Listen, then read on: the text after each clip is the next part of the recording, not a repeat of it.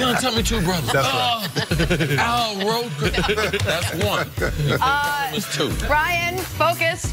Despite his star power, Odell we're talking about, and his talent and his seemingly perfect personality fit here in New York, Odell Beckham Jr. is reportedly still on the trade block. GM Dave Gettleman addressed this earlier this season, saying, "We didn't sign Odell to trade him." And yet the rumors are aplenty that he may be gone next season. Does this surprise you in any way, Brian?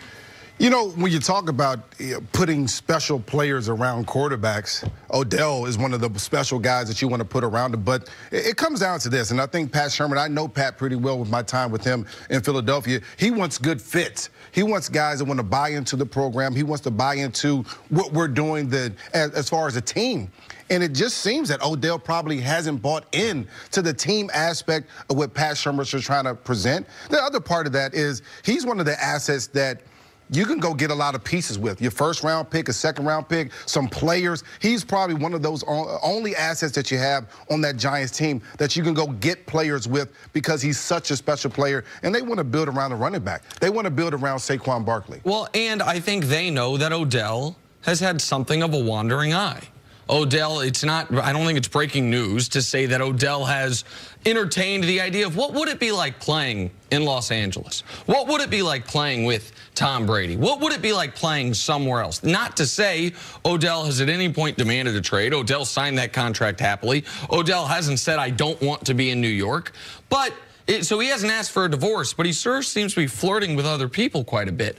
And that might make a team say, we won't actively try to trade you. But we're not going to hang up on you if you call. Right. We will let it be known that, you know, through sources that if you call us and knock us over. Now, are they in a situation like Pittsburgh where they would trade Odell for 30 cents on the dollar? I believe absolutely unequivocally not. Cowboys got for Amari Cooper. I'm sorry, the Raiders got for Amari Cooper and then some. I think it would have to be more than just a first-round pick, given what it would do to their salary cap with all the signing bonus hitting them immediately and the fact that they clearly want to compete for one more year with Eli Manning, and Odell's their only reliable, true wide receiver. Ingram's fine as a tight end. Saquon's great as a running back. But I don't think we should, even though Gettleman's been adamant, I didn't sign him to an extension to trade him, I don't think we should dismiss this report or dismiss the idea that he could be traded before the season. And if he is, some of it will be his own doing in my mind. Wait, let me ask you guys this, and you have to think this. Gettleman's always throwing this out there. We may trade him, we may trade him. Maybe this is a way for him to say, Odell, you need to start acting right and do things the way that we want to do it. Do the way that Pat Sherman, because we will trade you. And if you want to be here, you need to do it the right way. You need to do it our way. And that wondering eye, that's something that's important for coaches. You want buy-in. I want you to buy into our program. I want you to be here in the offseason. I want you to help our team get better. I want you to be a leader on our football team. I think they're trying to get all those things from Odell Beckham Jr. And the question is, can he give you that? Well, I disagree with both of you. I'd be shocked if they trade him. I believe it would be an idiotic move for them to be able to trade him. His contract is just now starting, the new one, and based on what's going to happen this offseason, watch what happens to Michael Thomas in New Orleans. He's going to get a new deal. He's on his rookie deal. As a second-round pick, he's due a new deal after this. Julio Jones held out last year. Arthur Blank told me to my face, I'm going to take care of Julio. So Julio Jones sitting there at $11 million. Seeing Antonio, what he got at Oakland, something's going to happen. A.J. Green, he's in the last year, all right, at over 30. But, yes, A.J. Green is a commodity. Nicest guy you ever want to meet. So look for A.J. Green to get a bump up. Tyreek Hill. And Tyreek Hill is going to be the highest paid of them all. So the landscape of the NFL and the salaries, when you look at where Odell's going to be, he's going to be a bargain all of a sudden. It's going to. So why would I let him go? He is a once every generation type of player. And regardless of what you guys say, there's nothing that he has done that I'm going to let him out of this locker room, because you have to replace that productivity. And, man, those draft picks don't turn into Odell Beckham. He's one of the top 3, top 4 wide receivers in the league right now. And he hadn't even hit his potential. Like, he's going to get a lot better than he is right now. Now, there is a thing with these wide receivers, like AB, one. Everyone's not Julio Jones. Everyone's not Larry Fitzgerald. So you might still have some maintenance with some of these other guys that Julio Jones, People don't say anything, but he had a silent protest last year. Okay?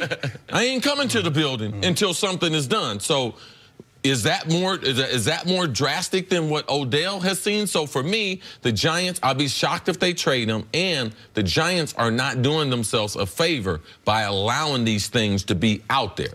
They should get ahead of it. Gettleman should always just say, no, he's not to be traded. He should be more emphatic than he has been every press conference. He should start it with Odell Beckham is not on the trade market. Now, that's not going to prevent you from getting your phone rang. Making an offer. All right, now, someone gives you 3 number ones or something crazy like that, I can understand that. But right now, they are not doing themselves a favor by allowing this conversation to continue, because if you know a guy's got a wandering eye, then nip it in the bud is your point. Right. The big question still has to be, can you win with this type of receiver? Julio, Larry Fitzgerald, AB, Odell. That to me is a more honest conversation. Well, teams still haven't won with those guys on their roster. Absolutely. So maybe Gettleman, maybe Shermer are saying. What do you mean by those guys? He means we haven't seen a Super Bowl champion with one of these superstar wide receivers in a very long time. Now, I would argue that we kind of did with the Falcons. Julio made the catch that should have won that damn Super Bowl,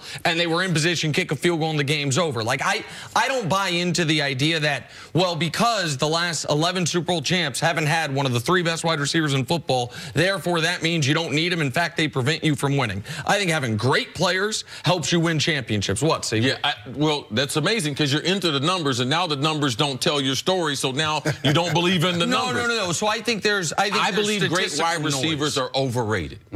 As far as putting the salary cap together and trying to win football games. Me and my guy Dusty, I'm sure you'll love this. Right now in the NFL, if you look at what's the best personnel, how you want to attack people, it's not with 3 wide receivers on the field. It's either a fullback and 2 tight ends, or 2 tight ends and 1 running back. Right now, if you want to attack offenses, because they spend all their time trying to stop nickel defenses. So I could have an argument, if I'm running an offense, yes, Cris Carter, Hall of Fame wide receiver, would you much rather be in with 3 wide receivers on the field or a fullback potentially and another tight end? I'm going to go the conventional route, because I believe it's easier to defend 3 wide receivers right now than the other aspects. The idea there is when the whole league is zigging, you zag, right? When the whole league has gone to nickel defense, when the whole league has gone to small people and speed defensively, if we can now go the other way. That's what New England did to the Rams in the Super Bowl. It's exactly what New England did. And so the idea that trying to always be counterintuitive when the league has overcorrected in one direction, I think there is something to that. But when you say, I like the numbers, but the numbers don't tell my story. So last year, there was a narrative, which is, look at all the highest paid quarterbacks, and all those teams missed the playoffs. Maybe spending a lot of money on quarterback kills you. That, to me, was... Well, Tom Brady's not one, so he's not going to be on the list. Right. Aaron Rodgers got hurt. Exactly. We had a few teams that didn't make the playoffs. It was an odd year. You don't have 11 years. Well, with the other numbers. Right, but it was not Julio's fault the Falcons didn't win that Super Bowl. And if they do, then that streak is broken, right? It was not Randy's fault. Well, it's not a streak. It would have been like the numbers still say you shouldn't have a high-paced wide. They would have one win.